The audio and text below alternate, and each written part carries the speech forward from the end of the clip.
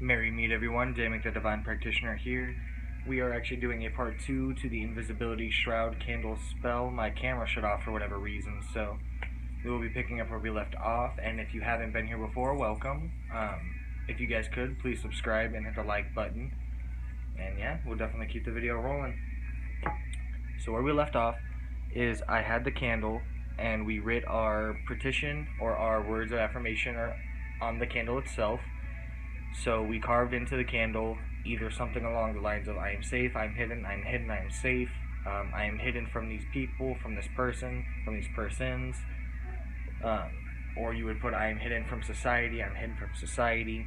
Once again, this is going to help with bullies, this will help with negative situations, this will also help with workflow. So if you're having a really busy time at work, depending on what your profession is, where you deal with customer after customer after customer on a more personal level, this will be something to use as a shroud or invisibility candle so your business flow slows down a little bit. That way you can actually catch back up and get your bearings or whatever. This also really helps with negative situations or people that have been harming you, targeting you, bullying you, anything like that. This will help you escape and shroud out and hide from them for a while until you can get things resolved. So next thing, after doing your words of affirmation or your petition into the candle, after you carve that in, you're going to want to set your intention onto the candle itself. So we'll go ahead and do that here.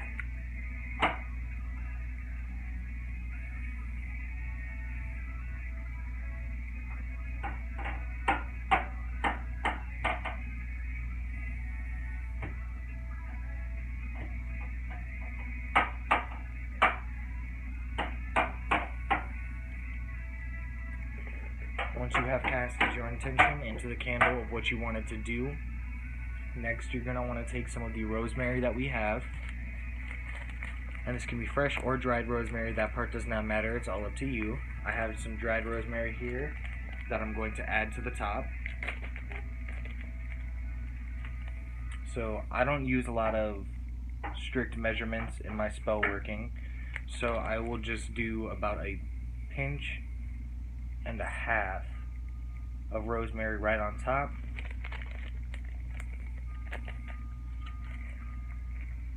And for this purpose on this candle specifically, I don't enchant every single herb that I add in. I do them all at the end. So we got our rosemary on the top there. Next you will take your eggshell. So you're going to take some of your eggshell and you add this to the top as well. Try to get it nice and even all the way around it. So now we have eggshell on there as well.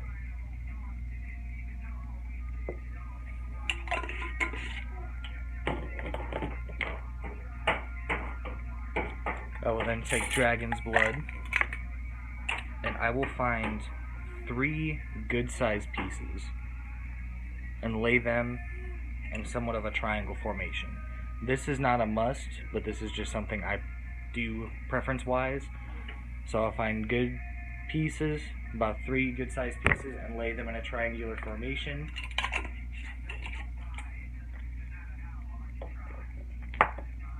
Then I'll take the star anise. And with the star anise, you're going to want to find one that is as whole as possible. Go ahead and take some of these guys out. There we go. So here's one that actually has all of its pieces still. So with this, I'm going to leave it whole, and I'm going to nuzzle it right up next to the wick. So the wick should be tucked into 2 of the star anise pod folds. You see that? So put it right up to the wick. Dropping dragon's blood here. Just like that. So it's touching the wick. The wick is technically hidden behind the star anise. So once you got that down, you're going to want to take some of your myrrh and add a couple of pieces to the top as well.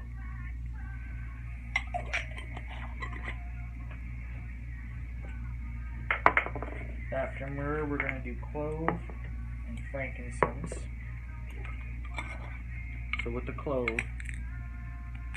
you want them to be whole cloves, so you don't want any part of it to be broken. And I will use 3 of them, placing them next to the dragon's blood that we put on top there.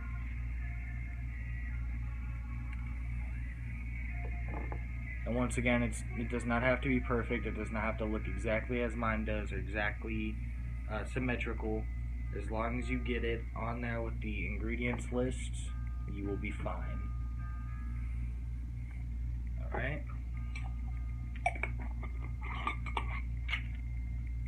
I'm going to take some frankincense. And I have the frankincense resin, so I am just going to add a couple of these resin pieces all around. Alright.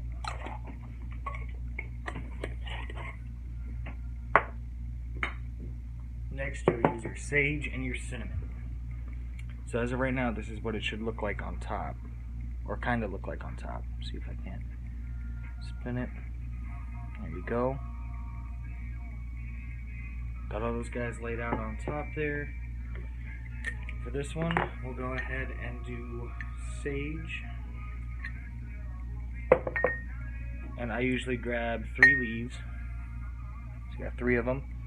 And I will just crush them up individually, all on top, until they're nice small pieces. I'll distribute it all over the candle. So go ahead and do that. Get it nice and crushed up all over top. This point you could use a mortar and pestle if you wanted to. I personally don't. I like to leave them in a little bit wholer pieces.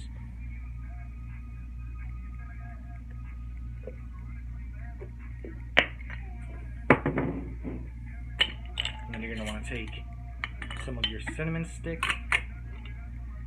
And you're not going to be using a whole cinnamon stick or anything like that by any means. So if you have a smaller piece already that's already broken off, go ahead and use that. Otherwise, just go ahead and take some, break it right off the stick,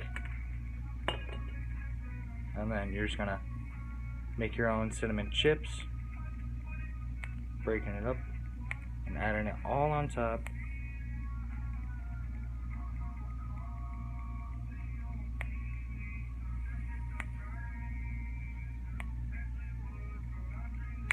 Not only is this a very effective spell and powerful candle to make for this spell, but it also just looks so beautiful when you have it topped and dressed.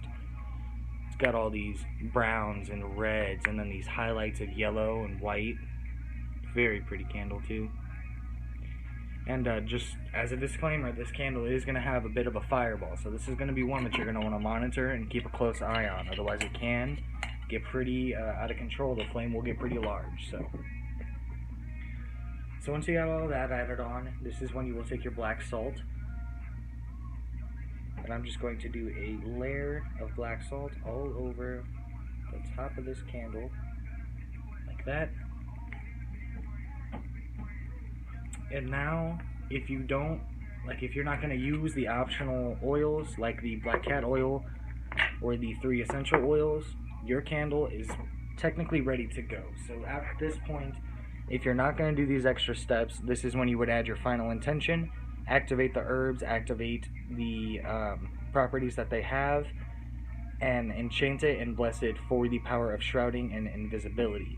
So during this time, you're going to want to say a lot of things like, I bless and activate these herbs, these oils, these resins, these powders, to bring forth thine power of invisibility, to cast a shrouded cloak around me, to break thine ties from negative people, to cast them far and wide, to block them off, to hide in the shadows, anything along those lines. When you are doing the intention setup, make sure you are very specific that you want to be hidden or that you want to be shrouded from these people, persons, negative time, anything like that. Whatever the situation may be, make sure you set that intention for that specific need. So keep it along the lines of invisibility, shroud, hiding, shadow hiding, like anything along those lines.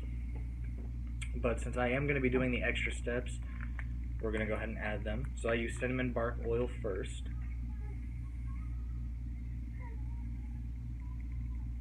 Once again, I don't do measurements, so I want to say that was maybe about 8 or 9 drops of cinnamon bark. I'm going to do 4 or 5 of frankincense.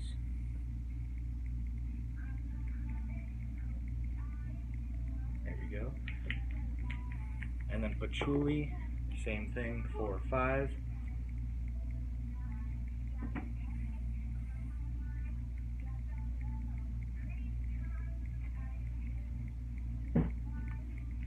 Go.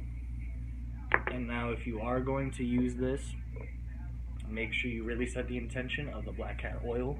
Otherwise, black cat oil is notorious for being a return to sender and a karma oil, so you're going to want to use it as a more of return to sender, but along the lines of the eyeballs. So if somebody is looking at you, you return to sender their look, so then it bounces back and they no longer see you, if that makes sense. So it's not harming anybody. It is just sending their gaze, their look back to them, so they are not able to find you, so you stay hidden within those shadows. So I'm going to go ahead and add probably this whole dropper. Yep, I'm going to do the whole dropper. Right onto the top of the candle there. Once again, these steps are not necessary. If you don't have these oils, you just need a basic carrier oil, like olive oil, sweet almond oil, grapeseed oil, anything along those lines will work perfectly fine to enhance and put forth more energy and power into the candle itself. So once you got all of your oils on there, all of your herbs on there, now you are going to set your final intention with that affirmation or that petition you wrote on the candle already. So we'll go ahead and do that.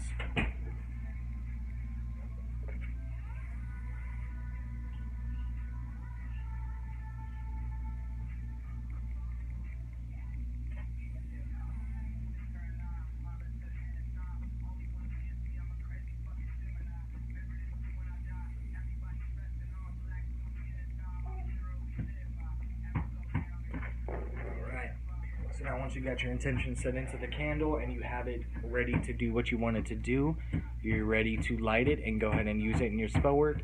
If you are not ready to use this, you were just making it for when you do need it, you can use wax to seal the top of it, which I will show you guys right now. Give me 1 sec. So I just keep a basic white candle handy whenever I need to seal something. So I'm not going to be using this right away because I do not need it at this moment. So I'm going to be sealing all of the herbs and the oils in using this white wax. So you just light the candle and you will go over, as the wax is melting, all of the herbs, all of the oils, and all of the powders until they all have been set in. The way you know they're set is if they get drenched with the wax at first hand and then they have that nice thin layer of white film on it. Then you know it's all locked in place. So if you're not going to use it right now for whatever reason, if you're just saving it, if you just made it just to make it to have it in stock, in your inventory, just waiting on a shelf until you do need it, you're going to want to go ahead and seal it with wax because there are a lot of things on here. You don't want any of them to fall off. Definitely want all of them to be a part of the candle and the spell still, so sealing it is best bet. And if you can't seal it, then I would definitely put it up and keep it somewhere safe. If you press down on the top of the candle lightly, on top of all the herbs, they will sink more into the candle. And then you could always pop it in the freezer after you do that, and it will help connect them all together, especially if you use the oils. It will freeze them all together. So that's another way you can seal them if you do not have an extra candle laying around or anything like that. Go ahead and press them further into the candle and then pop it in the freezer for about 15-20 minutes and you will be good to go. It will be stuck together and sealed. But I believe this is actually getting really close. Looks like everything is almost covered. I really emphasize on the edges, so make sure you do the edges very, very well because that's where a lot of the bigger items are going to be, a lot of the bigger herbs and resins that we used.